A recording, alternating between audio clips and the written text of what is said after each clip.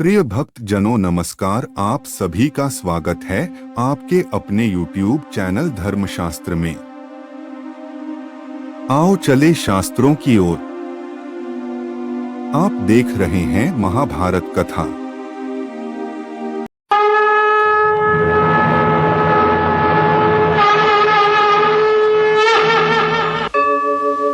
यदा यदा हि धर्मस्य ग्लानिर्भवति भारत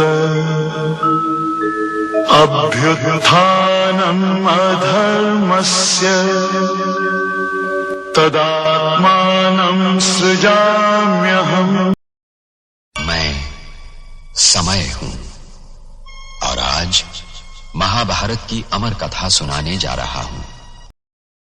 धृतराष्ट्र, पांडु तथा विदुर का जन्म। सत्यवती के चित्रांगद और विचित्रवीर्य नामक दो पुत्र हुए। शांतनु का स्वर्गवास चित्रांगद और विचित्रवीर्य के बाल्यकाल में ही हो गया था, इसलिए उनका पालन पोषण भीष्म ने किया। भीष्म ने चित्रांगद के बड़े होने पर उन्हें राजगद्दी पर बिठा दिया, लेकिन कुछ ही काल में गंधर्वों से युद्ध करते हुए चित्रांगद मारा गया। इस पर भीष्म ने उनके अनुज विचित्रवीर्य को राज्य सौंप दिया।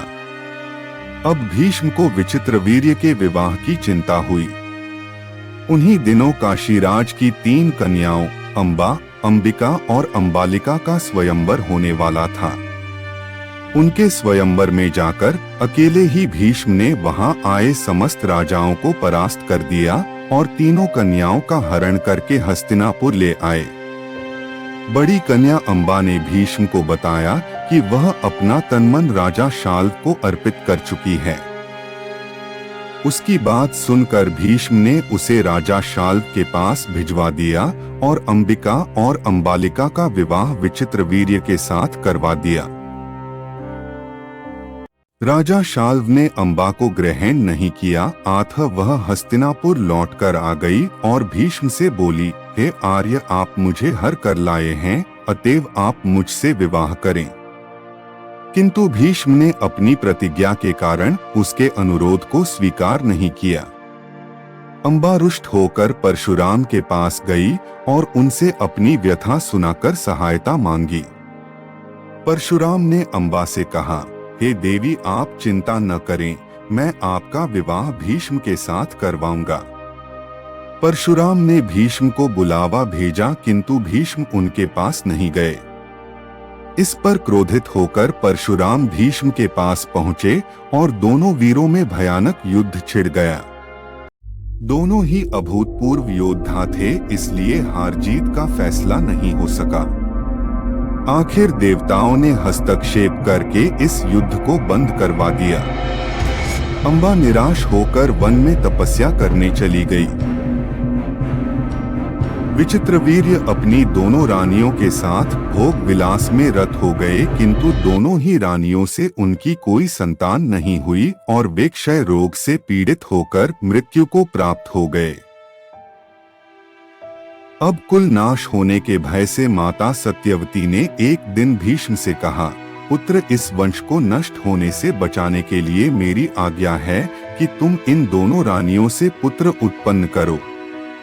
माता की बात सुनकर भीष्म ने कहा, माता, मैं अपनी प्रतिज्ञा किसी भी स्थिति में भंग नहीं कर सकता। यह सुनकर माता सत्यवती को अत्यंत दुर्हक हुआ। अचानक उन्हें अपने पुत्र वेदव्यास का स्मरण हो आया। स्मरण करते ही वेदव्यास वहां उपस्थित हो गए। सत्यवती उन्हें देखकर बोली, हे पुत्र, तुम्हारे सभी भाई निःसंतान ही स्वर्गवासी हो गए। अतः मेरे वंश को नाश होने से बचाने के लिए मैं तुम्हें आज्ञा देती हूँ कि तुम उनकी पत्नियों से संतान उत्पन्न करो। वेदव्यास उनकी आज्ञा मानकर बोले, माता, आप उन दोनों रानियों से कह दीजिए कि वे 1 वर्ष तक नियम व्रत का पालन करते रहें, तभी उनको गर्भ धारण होगा। 1 वर्ष व्यतीत हो जाने पर वेदव्यास सबसे पहले बड़ी रानी अंबिका के पास गए। अंबिका ने उनके तेज से डरकर अपने नेत्र बंद कर लिए। वेदव्यास लौटकर माता से बोले, माता अंबिका का बड़ा तेजस्वी पुत्र होगा, किंतु नेत्र बंद करने के दोष के कारण वह अंधा होगा। सत्यवती को यह सुनकर अत्यंत दुहक हुआ और उन्होंने वेदव्यास को छोटी रानी अंबालिका के पास भेजा। अंबालिका वेदव्यास को देखकर भय से पीली पड़ गई। उसके कक्ष से लौटने पर वेदव्यास ने सत्यवती से कहा, माता अंबालिका के गर्भ से पांडु रोग से ग्रसित पुत्र होगा। इससे माता सत्यवती को और भी दुहक हुआ और उन्होंने बड़ी रानी अंबालिका को पुनः वेदव्यास के पास जाने का आदेश दिया। इस बार बड़ी रानी ने स्वयं न जाकर अपनी दासी को वेदव्यास के पास भेज दिया।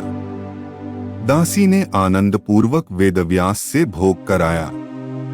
इस बार वेदव्यास ने माता सत्यवती के पास आकर कहा, माते, इस दासी के गर्भ से वेद वेदांत में पारंगत अत्यंत नीतिवान पुत्र उत्पन्न होगा। इतना कहकर वेदव्यास तपस्या करने चले गए। समय आने पर अंबिका के गर्भ से जन्मांध धृतराष्ट्र, अंबालिका के गर्भ से पांडु रोग से ग्रसित पांडु तथा दासी के गर्भ से धर्मात्मा विदुर का जन्म हुआ।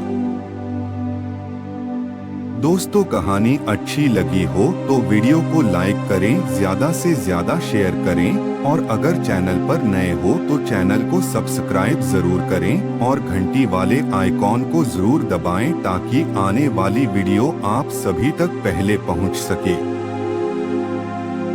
हम आशा करते हैं कि यह वीडियो देखने के बाद चैनल को सब्सक्राइब जरूर करेंगे और घंटी वाले आइकॉन को जरूर दबाएं। कमेंट बॉक्स में जाकर कमेंट करें वीडियो आपको कैसा लगा। वीडियो देखने के लिए धन्यवाद। आपका दिन मंगलमय हो।